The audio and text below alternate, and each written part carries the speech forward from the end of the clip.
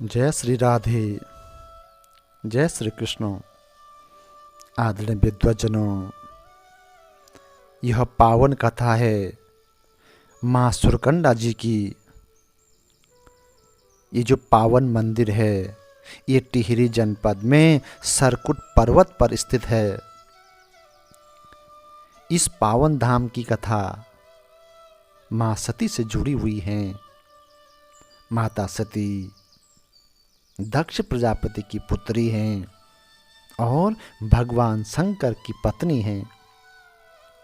इस मंदिर की मान्यता है कि जब दक्ष प्रजापति ने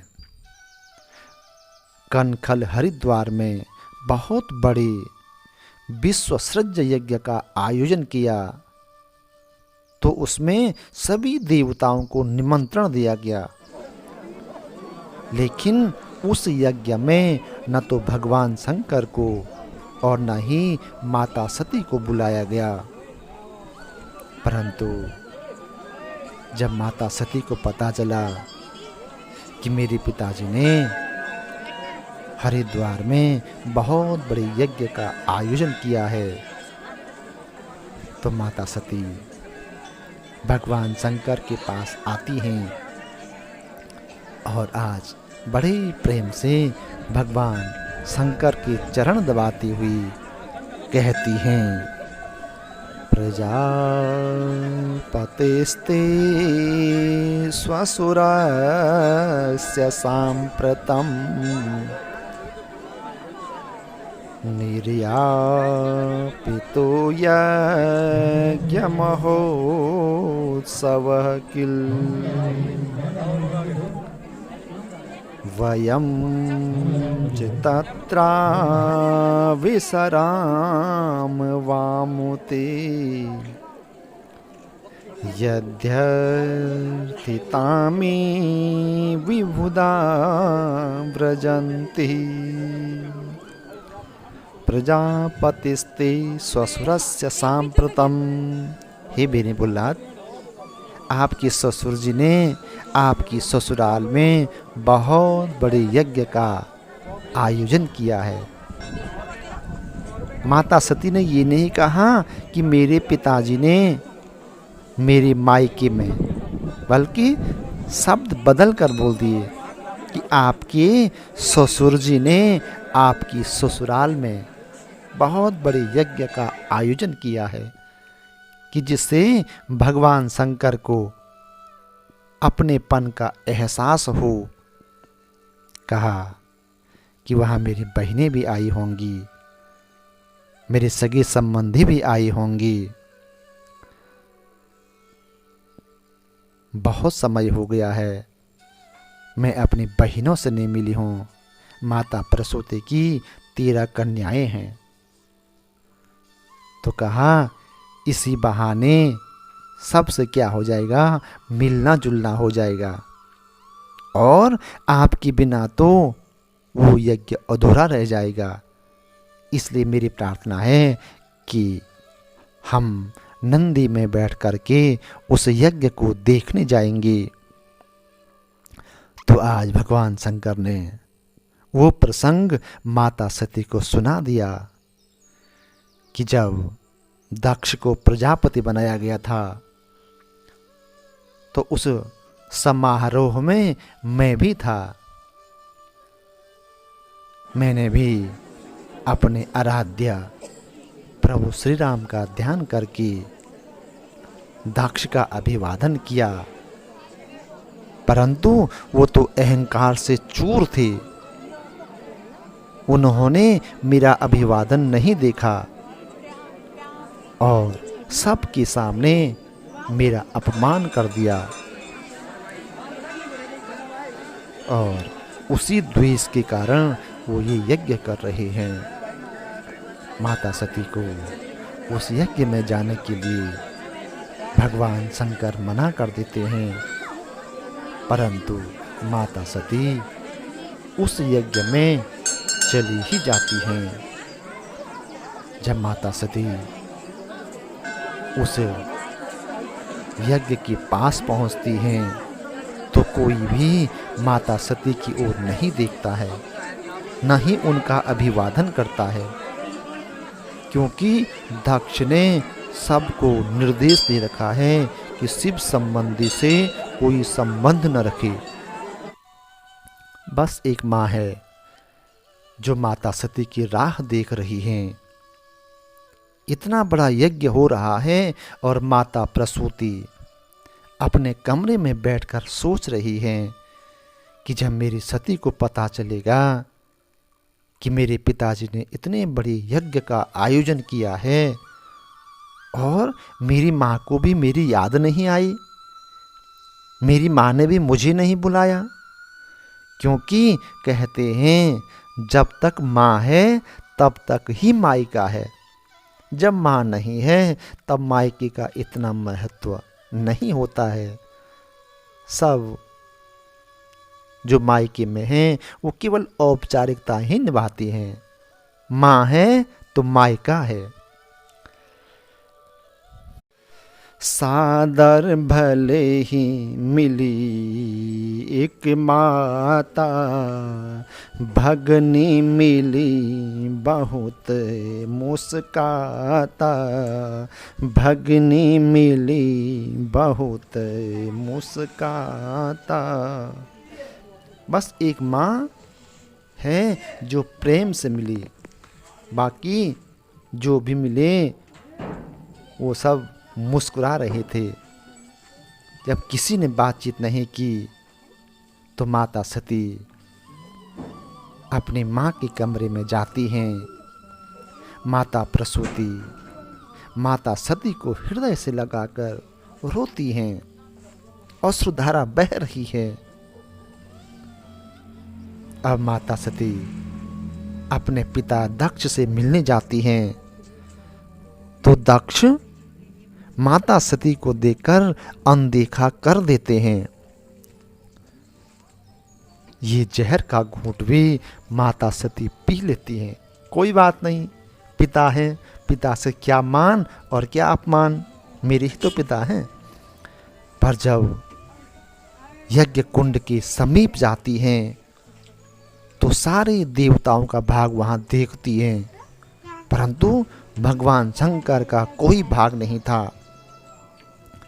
माता सती समझ गई कि दक्ष ने भगवान शंकर का अपमान किया है। दक्ष भगवान शंकर का अपमान कर रहा है। एक प्रतिव्रता स्त्री सब कुछ सहन कर सकती है, वो अपना अपमान भी सहन कर सकती है, लेकिन अपने पति का अपमान कभी सह नहीं सकती। तो माता सती ने दक्ष को ललकारना शुरू कर दिया। अतस्तवोत्पन्न इदं कलेवरम न धारिसे स्थितिकंठ गर्हिण। हे दक्ष, तेरा दिया हुआ यह शरीर अब मैं धारण नहीं करूंगी, क्योंकि इसने भगवान नीलकंठ की निंदा सुन ली है।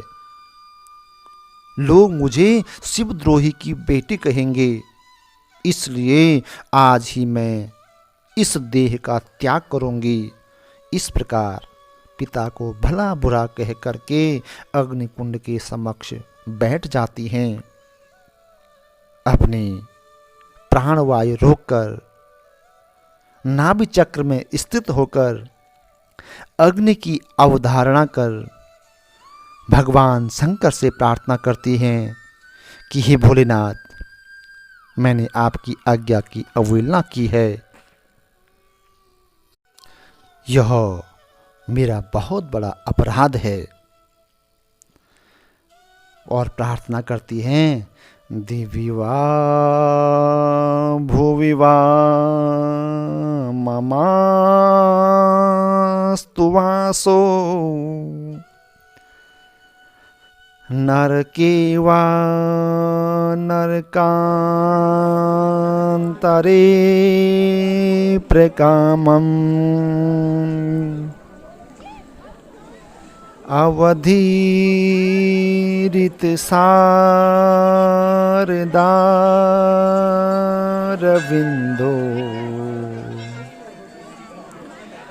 चरणों ते मरणे अपि चिन्तयामि।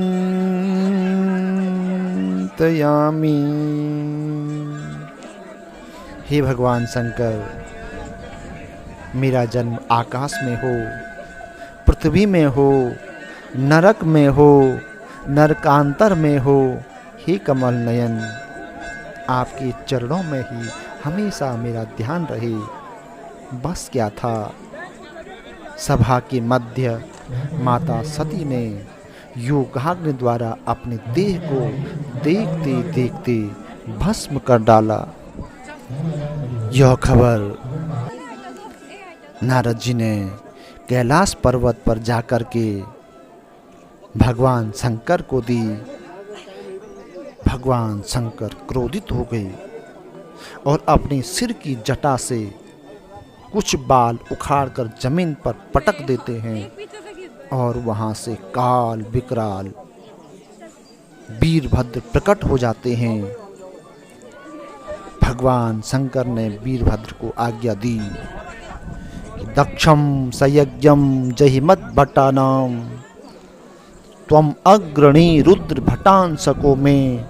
हे वीरभद्र, जाओ और दक्ष को यज्ञ सहित नष्ट कर दो। भगवान शंकर बहुत क्रोधित थे। ऐसा लग रहा था कि वो सारे संसार को जला देंगे। वो हरिद्वार जाकर के माता सती की शव को उठाते हैं और हिमालय में चारों तरफ माता सती को घुमाते हैं। भगवान शिव के क्रोध को शांत करने के लिए भगवान विष्णु ने अपने सुदर्शन चक्र से माता सती के शव को काट दिया और माता सती का जो सिर था वो इसी सरकुट पर्वत पर गिरा, जो बाद में सिद्धपीठ सुरकंडा जी के नाम से प्रसिद्ध हुआ। बोलो सुरकंडा मैया की जय। कथा तो बहुत लंबी है, संक्षेप में ही इस कथा का यही सार है। इस सिद्धपीठ से जुड़ी एक मान्यता और है कि यह मंदिर 51 शक्तिपीठों में एक है। कहते हैं कि एक आनंद सिंह जड़धारी नाम के व्यक्ति थे। उस समय लोग पीठ पर ही सामान ले जाया करते थे, क्योंकि सड़कें नहीं हुआ करती थी। आनंद सिंह जड़धारी जी देहरादून से सामान ले जा रहे थे कि रास्ते में उन्हें एक असहाय वृद्धा मिली और उन्होंने कहा कि मुझे भी अपने साथ ले चलो। आनंद सिंह जी के पास सामान था और वो बहुत दयालु प्रवृत्ति के थे, तो वो सामान के ऊपर ही पीठ पर उन वृद्धा को बिठा देते हैं और काफी दूर चलने के बाद विश्राम करने के लिए रुके। तो जब उन्होंने विश्राम किया तो वह वृद्ध महिला अंतर्धान हो गई। अब वो आश्चर्यचकित रह गए कि क्या हो गया। जब वो घर गए तो रात में स्वप्न में उस वृद्ध महिला ने उन्हें दर्शन दिए और उस वृद्ध महिला ने कहा कि आप सबसे ऊंची धार में खुदाई करवाना। तो उन्होंने गांव वालों के साथ जाकर के वहां खुदवाई की। खुदाई से वहां एक स्वयंभू दिव्य शिला प्रकट होती हैं, जहां पर जड़धार गांव वालों ने एक मंदिर बना दिया और वो उसे मैती के रूप में यानी मायके के रूप में मानते हैं। उस मंदिर का प्रबंध भी और वहाँ की जो सेवा है वो उसी जड़धार गांव के लोग करते हैं। वैसे तो इसके दर्शन का पुण्य हमेशा मिलता है, लेकिन गंगा दशहरा और नवरात्रियों में इसके दर्शन का पुण्य और भी ज़्यादा बढ़ जाता है। जय माता दी।